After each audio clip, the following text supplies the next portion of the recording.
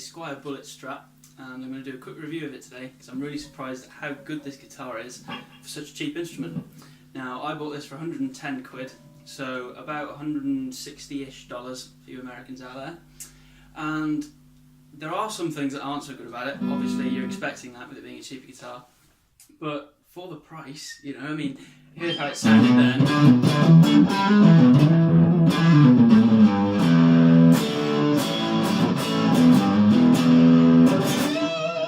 You know, the sound is really good. So I am running it through a nice amplifier, so that's going to make a difference, obviously.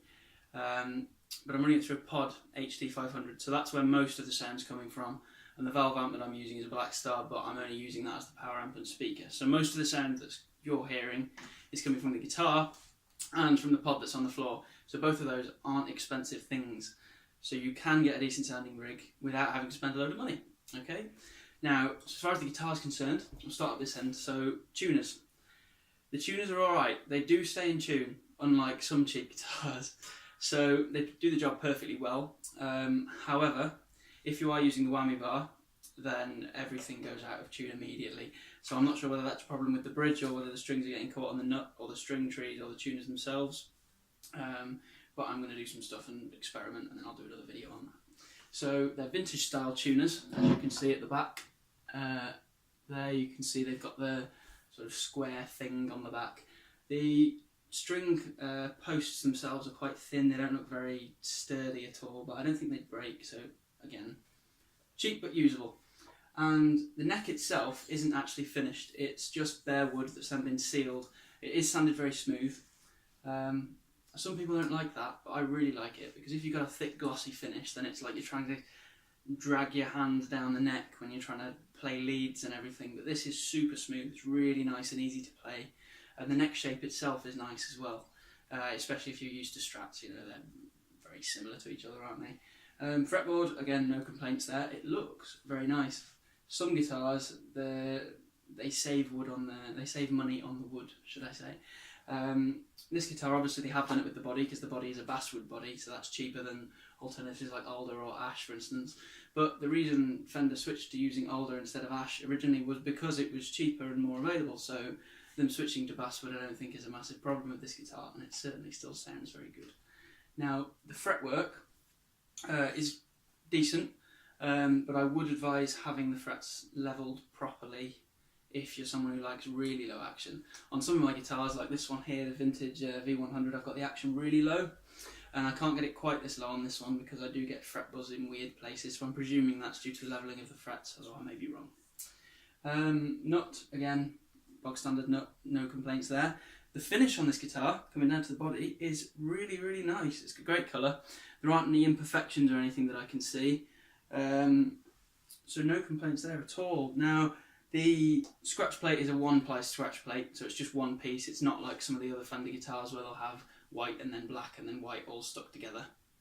This is just one piece. So it does look a bit cheap, but when you're paying like 100 quid for a guitar, you know, you expect them to cut corners in some places, and they have done, so you can't blame them for that. The control knobs and the switches all seem very sturdy. I don't know if you can hear that on the video, but there's a nice satisfying clunk noise when you're switching between different pickups. It doesn't feel like you're accidentally going to knock it into a different position that you didn't intend to when you're playing, which is a problem that I have with my American Strat, because the switch is so smooth that if you're strumming you can knock it right back into the bridge position, but on this you have to be strumming really hard to make that happen, and you're probably not going to do it. Now, the volume control cleans up nicely, so this is full volume.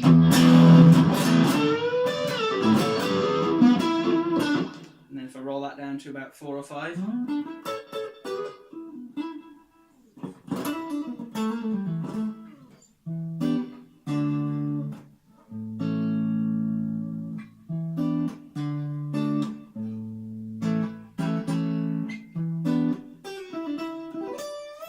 as you can hear, that cleans up really nicely as you roll off the volume. Very easy to use, obviously, for swells and things like that. Tone controls, again, nice and standard. One thing I will say about the pickups is because they're low output, they are quite bright. So if you've got a Strat already and you plug it straight into your amp, expecting this one to sound great, it'll sound too thin, and that's what happened with me at first. But then after a bit of experimentation, you find that actually you can get some really nice tones for this, because although it's a cheap guitar and the pickups are obviously cheap, they do have that typical Strat character. So if you're looking for a cheap Strat that's got that sort of Stratocaster-y tone, then obviously this is the one to go for.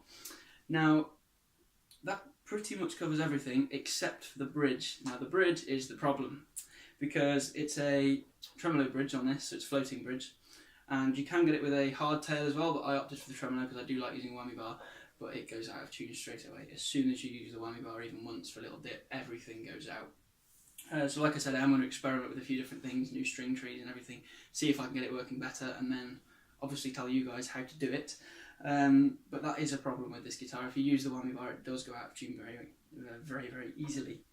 Now, another problem with the whammy bar, this might again be solved by lubricating the slot that the whammy bar goes into, but after you turn it a certain way, it suddenly stops. So it's not like you can push it in and then hope to keep it somewhere where it's fairly loose but it'll stay in the position. It's either really loose and floppy, or it just stops, and suddenly it just gets stuck. So I presume I'll need to lubricate the slot that the whammy bar is screwed into to fix that, but then again it might just be because they've used a cheap bridge. Now, in the back of the guitar, in the tremolo cavity here, you know, you've got the tremolo claw, like a claw like that, and then the springs are attached to it. So there's 3 springs, and the claw's there, and then you've got 2 screws coming out that go into the body. One of the screws I cannot turn at all. It's just seized up inside the body, which means you can't really adjust the tremolo. I'm not sure whether I'll be able to get that sorted in the future or not, but as it's come and I've just had a quick go, it's stuck. So that means it's difficult to adjust, so the tremolo is slightly too tight for my liking. I like it set fairly loose. Not so loose that it's actually coming off the body, but loose enough that it's on the body, but it's very easy to press down. And I found that also helps with tuning stability. So if it's difficult to press down, you have to use a lot of force, so when it springs back up again, it sends everything out of tune, and that's what this is doing at the moment. So I'll have to experiment with some things to try and fix that. But you know, it is a perfectly usable guitar, and as you can hear, it does sound very good.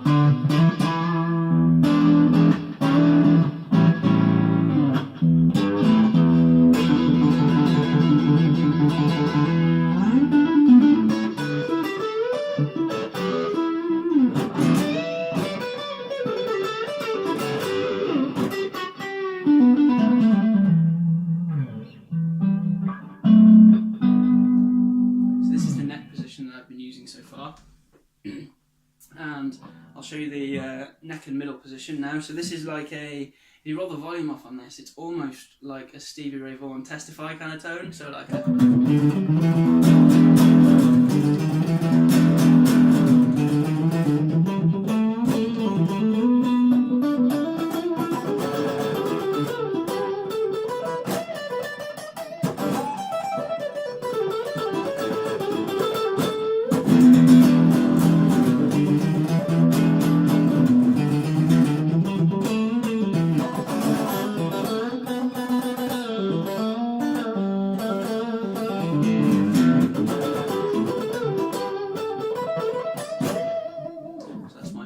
version of Testify. I don't know the proper song.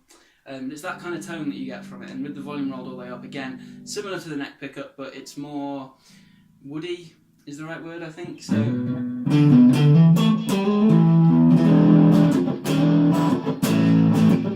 as opposed to the neck pickup tone, which is a bit more in your face. Now if we go to the middle pickup, I do really like this setting. I am a fan of the middle pickup on necks, on Strats. Some people hate it, but especially on this guitar, it does sound very nice. It's almost Mark Knopfler-y sort of territory, you know. A bit too much gain for that.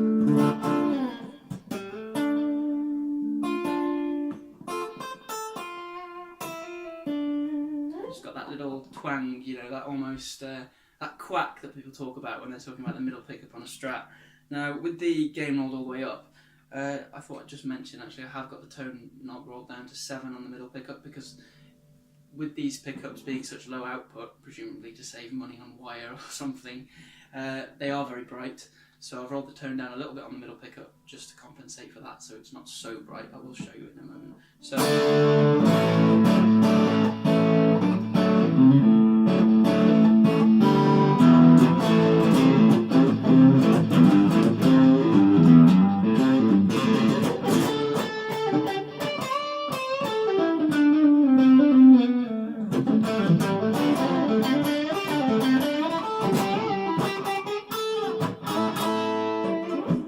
nice tone, I think.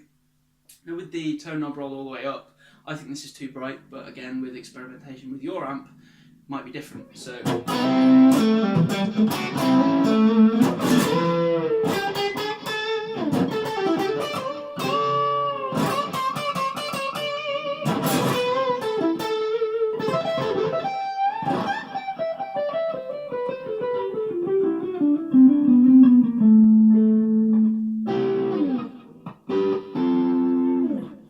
So that sounds quite good to me. I quite like it.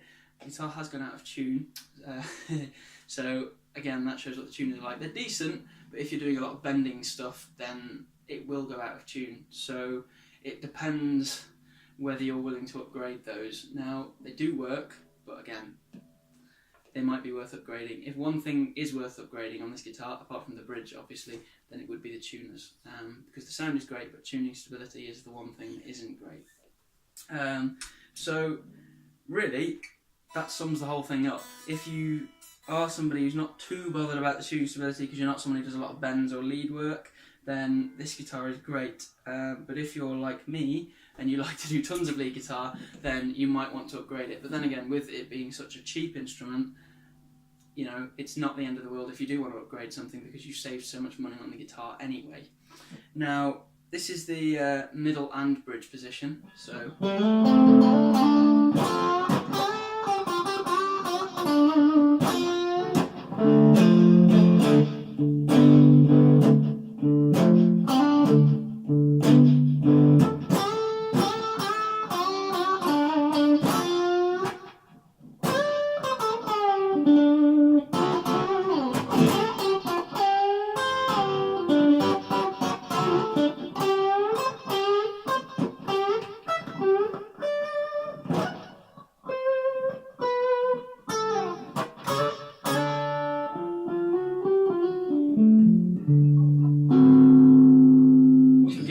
real classic Stratocaster kind of quack sound, you know. Now we go to the bridge pickup. This is extremely bright and I'm not a fan of it. I don't really use it a lot, apart from doing metal rhythm tones, funnily enough, which this guitar actually does alright. It's not brilliant, but for a guitar with single coils that costs 110 quid, you know, cut it some slack. It is actually quite good. So this is what the bridge pickup sounds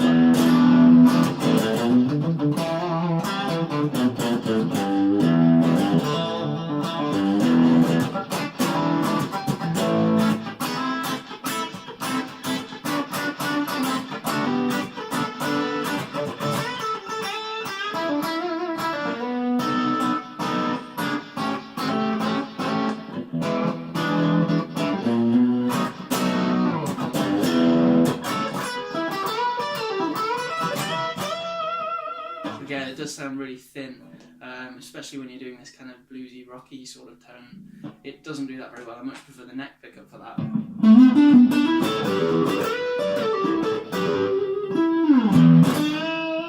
It breaks up really nicely, you know.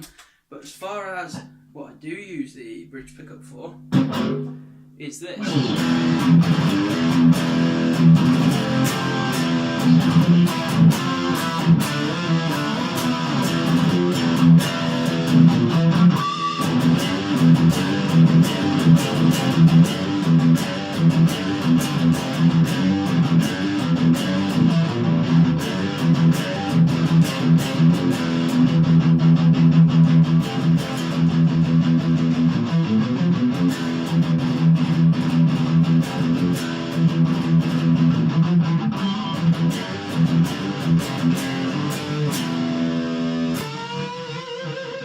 So it's a sort of usable metal rhythm tone. It's not brilliant, but it does do the job, and especially for, like I said, a cheap single coil guitar, you know, that versatility is certainly nice to have. It's not like when you buy some cheap guitars, they're brilliant at one thing and just terrible at everything else. But this does most things pretty well, and it really excels in the blues rocky sort of stuff. Like if you're a fan of Hendrix or Stevie Ray Vaughan or somebody like that, as most people are, then I think you will enjoy this guitar, especially on the neck pickup setting that we were talking about before. So I'll play a bit more metal for you, see what you think.